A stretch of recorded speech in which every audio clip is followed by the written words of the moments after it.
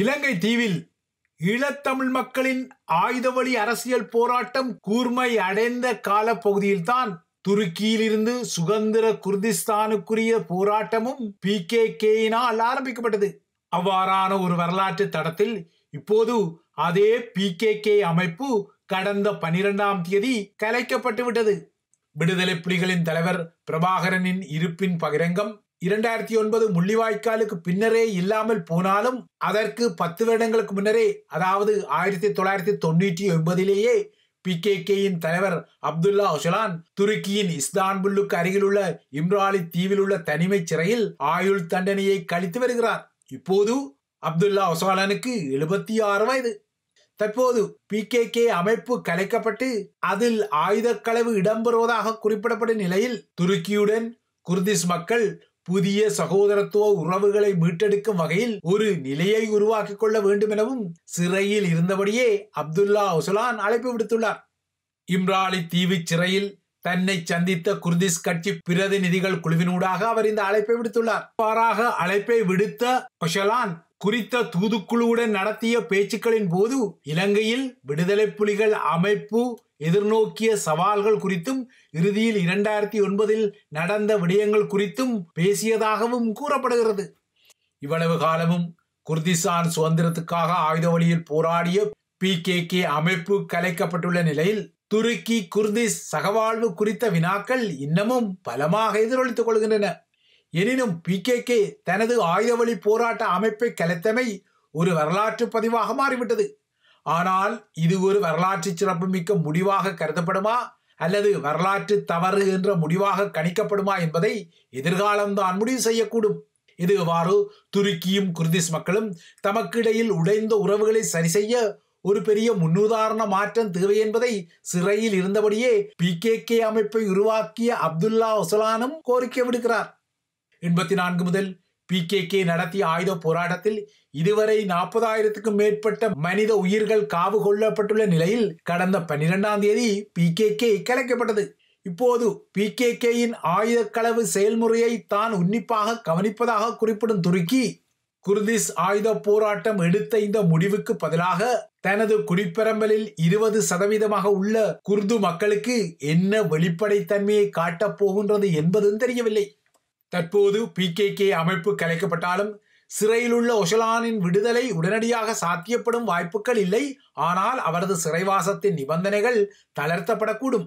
இலங்கையில் 2009 விடுதலை புலிகளின் ஆயுத வழி அரசியல் போராட்டத்தின் முடிவும் இப்போது PKKயின் கலைப்பும் நேற்று இந்தியாவில் மாவோவாத கிளர்ச்சி அமைப்பின் தலைவரான பசவராஜ் தனது 70வது வயதில் படையினரால் சுட்டுக் கொல்லப்பட்ட சம்பவமும் உலகில் ஆயுத வழி போராட்டங்களின் முடிவு குறித்த கட்டியங்களை கூறிக்கொள்கின்றதா என்று ஒரு வினாவையும் எழுப்பியுள்ளது. இந்தியாவை பொறுத்தவரை அதன் மாவோவாத இயக்கத்தின் அரை நூற்றாண்டுக்கு மேலான ஆயுத வழி பாதையில் அதன் தலைவர் பசவராஜின் மரணம் மாவோவாத அமைப்புக்கு கிட்டிய பெரும் அடி என்பதில் ஐயமில்லை. உலகில் இப்போது ஆயுத வழி விடுதலை போராட்டங்கள் அருகி விடுவதால் ஒரு வகையில் ஆயுத வழி போராட்டங்கள் முடிவுக்கு வருகின்றதோ என்ற கட்டியத்தில் உண்மை இருக்கக்கூடுமோ என்ற ஒரு நிலையும் எட்டி பார்க்கின்றது. ஏனென்றால் தென் அமெரிக்க நாடுகளில் இப்போது குறிப்பிடத்தக்க ஆயுத போராட்டங்கள் எவையும் இல்லை. ஆபிரிக்க கண்டத்தில் தற்போது கேட்டுக்கொள்ளும் சுடுகலன்களின் மொழி கூட இப்போது உள்நாட்டு போர்களின் நாசகார ஒலியாகவே நீட்சியுறுகிறது. பலஸ்தீனத்திலும் இனியொரு தீவிரமான ஆயுத போராட்டத்தை தொடர அனுமதித்துக் கொள்வதில்லை என்ற ஓர்மத்துடனும் வன்மத்துடனும் இஸ்ரேலின் கிதியோன்களின் தேர் படைய நடவடிக்கை கந்தக நாசகாரம் தீவிரமாக தொடர்கிறது.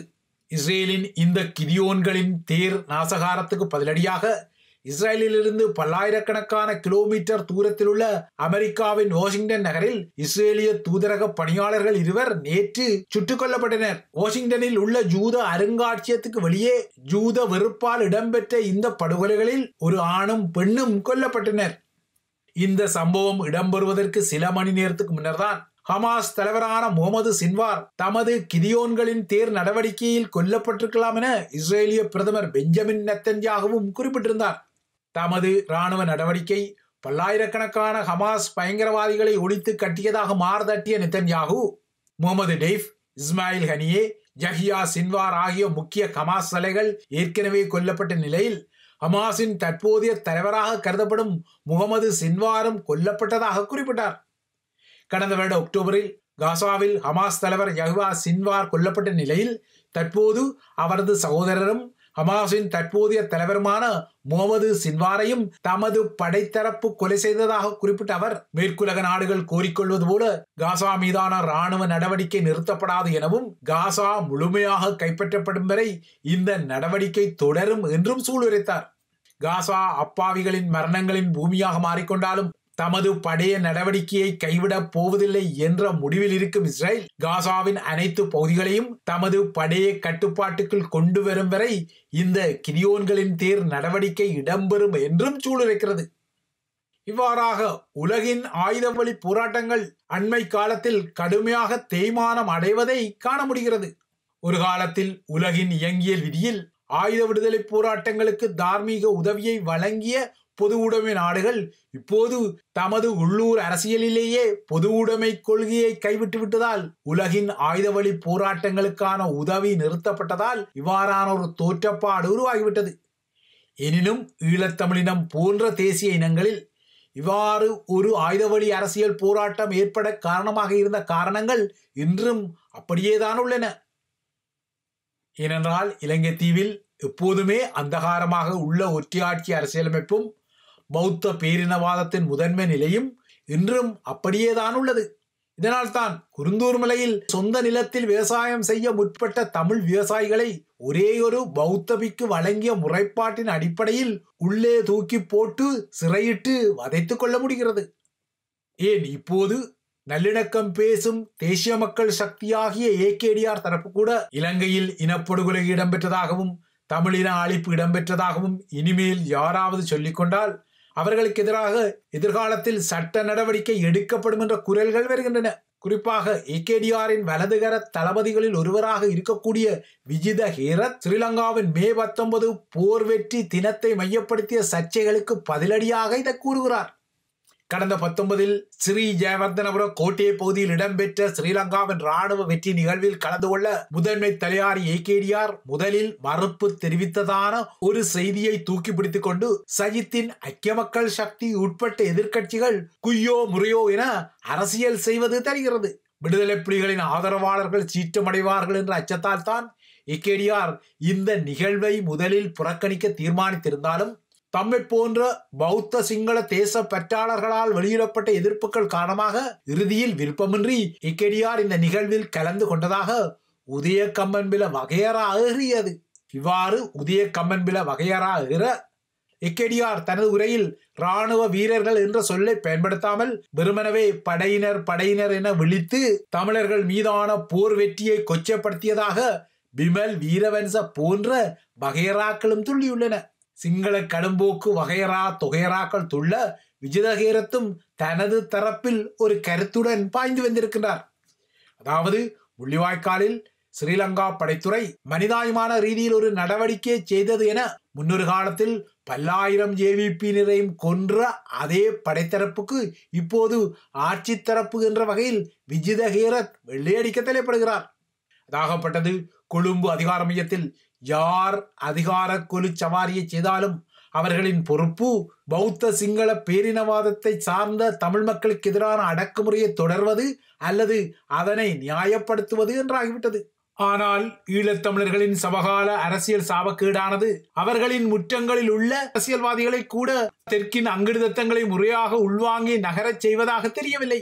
மாறாக அவர்கள் ஸ்ரீலங்கா நாடாளுமன்றத்தில் தமக்கு உள்ள பேச்சுரிமை என்ற வரப்பிரசாதத்தில் வெறுமனவே உசுப்பேற்றல் கம்புகளை சுழற்றிக் கொள்கிறார்கள். இன்னும் ஒரு பங்கினர் சமூக வலைத்தளங்களை அதகலப்படுத்தி அரசியல் ஆதாயங்களை தேடிக்கொள்வதில் எஞ்சி நிற்கிறார்கள். தமிழர்கள் இவ்வாறு அரசியல் செய்ய கொழும்பில் உள்ள கனேடிய ராஜதந்திரியை மையப்படுத்திய அரசியலும் தீவிரப்படுகின்றது. அந்த வகையில் கனடாவில் உருவாக்கப்பட்ட இனப்படுகொலை நினைவு சின்னத்தை மையப்படுத்தி கொழும்பில் உள்ள கனேடிய தூதருக்கு சொல்லப்படும் நன்றி கூறல் அரசியல் ஒருபுறமாகவும், அதேபோல இலங்கை மக்களை மீண்டும் இன ரீதியாக பிளவுபடுத்த கனடா இடமளிக்க கூடாதென்ற ஏகேடிஆர் தரப்பில் உள்ள ராமலிங்கம் சந்திரசேகரன் போன்ற தமிழ் முகங்கள் விடும் கோரிக்கைகள் மறுபக்கமாகவும் அதகலங்களை உருவாக்கிக் கொள்கின்றன. இவ்வாறாக ஏட்டிக்கு போட்டியாக வெறும் கோரிக்கைகள் மறுகோரிக்கைகளை மையப்படுத்தி கொழும்பில் உள்ள கனேடிய தூதரும் தனது தலையாட்டல் ராஜதந்திரத்தை இரண்டு தரப்புக்குமே செய்ய வேண்டியும் வருகின்றது. நேற்று கொழும்பில் கனேடிய தூதரை சந்தித்த ராமலிங்கம் சந்திரசேகரன் ஸ்ரீலங்காவின் கடந்த கால அரசாங்கங்கள் தமிழ் மக்களை புறக்கணித்தது போல தற்போதைய தமது தேசிய மக்கள் சக்தி அரசாங்கம் புறக்கணிப்பதில்லை என்ற கதையை சொல்லி வேறு சில விடயங்களையும் சொன்னார். வடக்கில் வறுமை கோட்டுக்கு கீழ் வாழும் மக்கள் தொகை அதிகரித்துள்ளது. 40% வடக்கு மக்கள் இன்னும் தற்காலிக வதிவிடங்களில் வாழ்கிறார்கள். வடக்கில் பெற்றோரை இழந்த பிள்ளைகள், விதவைகள், முதியோர் என விளிம்பு நிலை மனிதர்களின் தொகை அதிகம். 60% வடபகுதி மக்கள் கடன்பட்டு வாழ்கின்றார்கள். வன்னி பகுதியில் அதிகமான பெண்கள் தற்கொலை செய்து கொள்கின்றார்கள் என்ற பட்டியலை அடுக்கிய சந்திரசேகரன் ஒரு வகையில் சேம் சைட் கோல் போட்டு இக்கேடிஆர் அரசாங்கத்திலும் இன்னமும் சிஸ்டம் சேஞ்ச் ஆகவில்லை என்பதை ஒத்துக்கொண்டார். ஆகையால் இப்போது தமது அரசாங்கம் நல்லிணக்கம் மற்றும் ஒற்றுமையை கட்டி எழுப்ப பாடுபடுவதால் இலங்கை மக்களை மீண்டும் இனரீதியாக பிளவுபடுத்தும் எந்த ஒரு செயற்பாடுகளுக்கும் கனடா இடமளிக்க கூடாது எனவும் அவர் கோரியிருந்தார்.